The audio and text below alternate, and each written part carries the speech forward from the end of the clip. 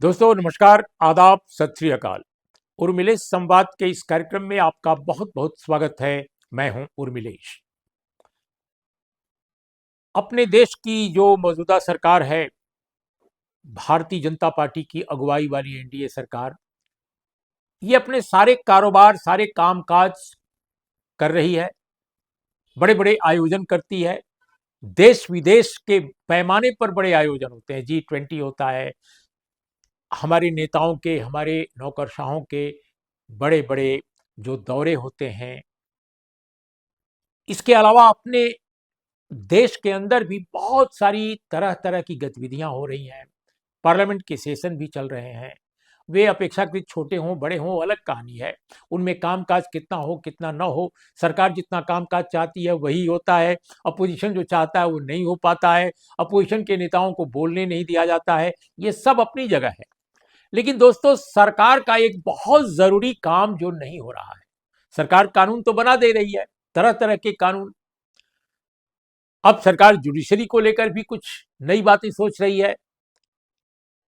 लेकिन एक काम जो इस देश का बहुत जरूरी काम है, जिसके बगैर बहुत सारे काम ठीक से नहीं हो पाते, ये दुनिया भर के विशेषज्ञों का मानना है। और वो ये कि इस देश की राष्ट्रीय जनगणना नहीं हो रही है। अब आप सोचिए, अपने देश की जो राष्ट्रीय जनगणना है वो 1948 का जो राष्ट्रीय जनगणना अधिनियम है, कानून है, उसके मुताबिक हर 10 वर्ष के बाद होनी चाहिए। पिछली जनगणना कब हुई थी जनाब? 2011 में हुई थी। 2011 की जनगणना वो थी। उसके मुताबिक 2021 में जनगणना हो जानी चाहिए थी। आज क्या है? 2025 है।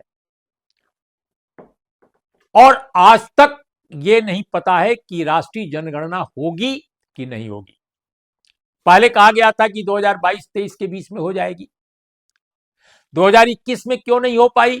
क्योंकि सरकार ने कहा और सबने माना।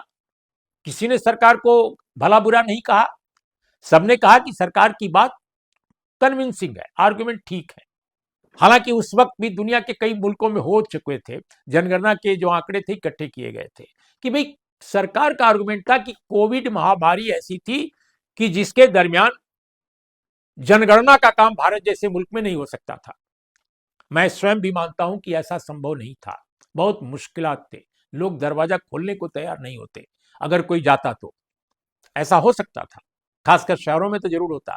गांव में भले ही लोग साहसी हैं, अलग ढंग के हैं, वो निकलकर अपनी बात कह सकते थे। तो जनगणना अगर कोविड के दौरान नहीं हुई, कोरोना के दौरान नहीं हुई, तो ये माना जा सकता है। लेकिन कोरोना के बाद तो सारे काम होने लगे। क्या नहीं हुआ? सारे सरकारी काम होने लगे, दौरे भी शुरू हो गए। लेकिन जनगणना का काम फिर भी नहीं हुआ। अमेरिका में हो गया, कनाडा में हो गया, ऑस्ट्रेलिया में हो गया, इंग्लैंड में हो गया, और तो और दक्षिण अफ्रीका में हो गया। लेकिन इंडिया में नहीं हुआ। अब आप कहेंगे कि इंडिया बहुत बड़ा मुल्क है, लेकिन चाइना में भी हो गया। उसकी भी आबादी बहुत बड़ी है। तो कोई बड़ा मुल्क या छोटा मुल्क की बात नहीं है। जो लोग कराना चाहते थे उनका हो गई राष्ट्रीय जनगणना। क्योंकि इन मुल्कों को या पूरी दुनिया को मालूम है कि जनगणना के बगैर बहुत सारे आंकड़े नहीं आ पाते और बहुत सारी योजनाएं नहीं चल पाती हैं, स्कीम्स नहीं बन पाती हैं। अब खाद्य सिक्योरिटी है, कितने लोगों को मिलना चाहिए, कितने लोगों को सुरक्षा नहीं मिलनी चाहिए, इसका भी आंकड़ा राष्ट्रीय जनगणना से आएगा। अब जैसे भारत सरकार ने एक कानून बना दिया था ईडब्ल्यूएस का।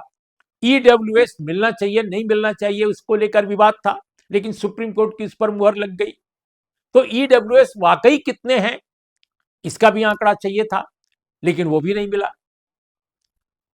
तो भारत में आरक्षण का एक ऐसा प्रावधान है ईडब्ल्यूएस, जो बगैर किसी डेटा के, बगैर किसी रिपोर्ट के, बगैर किसी कमीशन के इस देश में ईडब्ल्यूएस लागू हो गया। 10% reservation for upper caste, those who were economically weaker.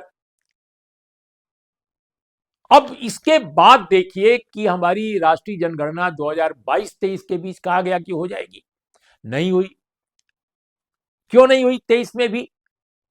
क्योंकि 23 के बारे में जो मेरी जानकारी है कि सरकार के जो योजनाकार हैं, जो सलाहकार हैं, उन्होंने फरमा दिया, उन्होंने बता दिया सरकार के चलाने वालों को कि भाई अभी कराएंगे तो कोरोना के दौरान जो कैजुअलिटी हुई है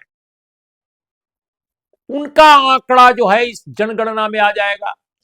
तो जो आधिकारिक तौर पे जनगणना में जो आधिकारिक तौर पे हम बता रहे हैं कि इतने लोग कोरोना में नहीं रहे, उससे कहीं अगर ज्यादा आंकड़ा आ गया, और जाहिर है आ सकता था, तो सरकार की बड़ी फजीहत होगी, विपक्ष घेरेगा, पूरी दुनिया में ये बात जाएगी। तो सरकार अपने उन सलाहकारों की बात मान गई कि भाई 2023 में जनगणना न कराई जाए, क्योंकि कराएंगे तो आंकड़े आ जाएंगे कोरोना के कि कितने लोग हैं, कितने लोग नहीं है, आबादी जो बढ़नी चाहिए कितनी कितनी बढ़ी है, कितनी क्या हुई है, किन प्रदेशों में बढ़ी है, किन प्रदेशों में कम बढ़ी है, ये सारे आंकड़े आ जाते। तो 2023 में नहीं हुई। फिर कहा गया कि 2024 में होगी, लेकिन 2024 में भी नहीं हुई। क्यों नहीं हुई? सभी जानते हैं, क्योंकि भाई कई राज्यों में चुनाव थे, संभवतः 7 या 8 राज्यों में उसके पहले, और 2024 में लोकसभा का चुनाव।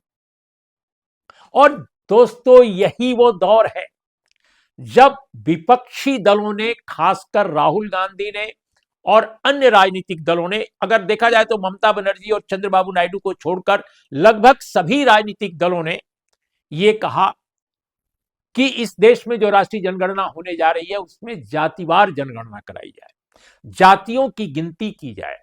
क्यों? क्योंकि इस देश में अपर कास्ट हो चाहे ओबीसी हो, उसका जातिवार अगर आंकड़ा आ जाएगा तो एफर्मेटिव एक्शन यानी आरक्षण के जो प्रावधान है उनको लागू करने में ईमानदारी ज्यादा होगी, वह ज्यादा वैज्ञानिक ढंग से चीजें लागू हो सकेंगी। तो सरकार को यह लगा होगा कि अगर हमने जनगणना 2023 में करा ली या 24 में करा ली शुरू में, और कल्पना कीजिए कि हमने जातिवार जनगणना नहीं कराई, क्योंकि भारतीय जनता पार्टी और आरएसएस एकदम नहीं चाहते कि जातिवार जनगणना इस देश में हो, और क्यों नहीं चाहते इसको कोई बताने की जरूरत नहीं है। तो जातिवार जनगणना, चूंकि आरएसएस बीजेपी को पचती नहीं है बात, तो उन्होंने नहीं कराया, जनगणना ही नहीं कराई कि भाई ये लोग कहेंगे कि ये तो जातिवार जनगणना नहीं करा रहे हैं, मुद्दा बन जाएगा, लोग नाराज हो जाएंगे, और फिर भारतीय जनता पार्टी को चुनाव में दलित, ओबीसी, इन तबकों के वोटों में कटौती हो जाएगी, सरकार के बनाने के सामने के रास्ते में बाधा पैदा हो सकती है। तो इस डर से बीजेपी आरएसएस ने जातिवार जनगणना कराने से, आज पूरी जनगणना ही कराने से एक तरह से मुलतवी कर दिया उसको, क्योंकि जातिवार जनगणना का मामला था। अब इसके बाद 2024 का चुनाव आ गया, सरकार भी बन गई, भले ही बहुमत नहीं आया अपने बल पर। तब क्यों नहीं हुई? क्योंकि इसके बाद फिर से चुनाव, और फिर से चुनाव, ये कि अब बिहार का चुनाव होने जा रहा है, और बिहार बेहद सेंसिटिव स्टेट है, जनगणना को लेकर भी, सोशल जस्टिस को लेकर भी, और कास्ट वाइज जो सेंसस है उसकी डिमांड को लेकर भी। अब फजियत ये हो रही है कि सरकार ने कहा था कि वो जातिवार जनगणना के बारे में सोच रही है या नहीं सोच रही है, उससे ज्यादा आरएसएस ने कह दिया कि जातिवार जनगणना अगर हो तो उसे कोई आपत्ति नहीं हो, लेकिन इसका दुरुपयोग नहीं होना चाहिए। अब ये भी अजीब बात है, पहले ही आपने दुरुपयोग की बात रख दी, फिर किसी ने कहा कि यह उचित नहीं होगा। कंफ्लिक्टिंग ओपिनियन, अनेक, जितने नेता उतने मुंह, इस तरह की बात की जाने लगी। तो अब बिहार के लोगों को यह भ्रम में बनाए रखना है, बिहार के लोगों को, कि भाई जातिवार जनगणना पर बीजेपी सरकार या बीजेपी या उसके जो गठबंधन सहयोगी दल हैं उनकी क्या ओपिनियन है। लोग कंफ्यूज रहे, कराएंगे नहीं कराएंगे, ये दोनों लोग मानते रहे। तो मुझे ऐसा लगता है कि बिहार में जब तक चुनाव नहीं हो जाता तब तक जातिवार जनगणना के बारे में उस डिमांड से बचने के लिए राष्ट्रीय जनगणना ही शायद न कराई जाए। और यकीनन अगर राष्ट्रीय जनगणना बिहार के चुनाव से पहले कराई गई तो यकीन मानिए कि बीजेपी जातिवार जनगणना उसके पहले करा लेगी, अगर चुनाव से पहले राष्ट्रीय जनगणना कराई गई तो।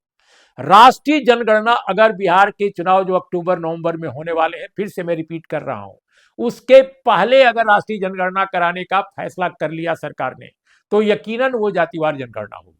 क्यों? क्योंकि बिहार में ओबीसी की संख्या ज्यादा है, दलित की संख्या ज्यादा है, माइनॉरिटी कम्युनिटी में पसमादा की आबादी ज्यादा है।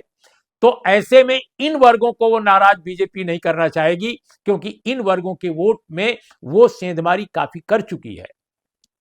अपर कास्ट से उसको ज्यादा परेशानी नहीं है, क्योंकि बीजेपी को मालूम है कि कोई दूसरी पार्टी अगर जातिवार जनगणना कराती तो अपर कास्ट बिल्कुल एक पैर पर खड़ा हो जाता उसके विरोध में। लेकिन बीजेपी अगर कराएगी तो बिल्कुल नहीं खड़ा होगा, क्योंकि उसको मालूम है कि बीजेपी उसकी अपनी पार्टी है, अपर कास्ट की अपनी पार्टी है, आत्मा से, डीएनए से, मिजाज से। तो वो पार्टी जातिवार जनगणना अगर करा भी ले तो उस जातिवार जनगणना का फायदा दलित, आदिवासी, ओबीसी को उतना नहीं जाएगा। तो इसलिए अपर कास्ट की तरफ से बिल्कुल बीजेपी एश्योर्ड है कि अगर वो जातिवार जनगणना कराती भी है तो कोई नाराजगी उसको नहीं झेलनी पड़ेगी। लेकिन दोस्तों, फिर भी मुझे लगता है कि बीजेपी को डर होगा कि कहीं लोग नाराज न हो जाए। तो इसलिए यकीनन ये भी मुझे लग रहा है कि हो सकता है कि वो जनगणना को फिर से टाल दे और 2025 के आखिर तक जनगणना न हो सकता है तब ये सोचे कि 2025 के बाद 2026 में जनगणना कराएं।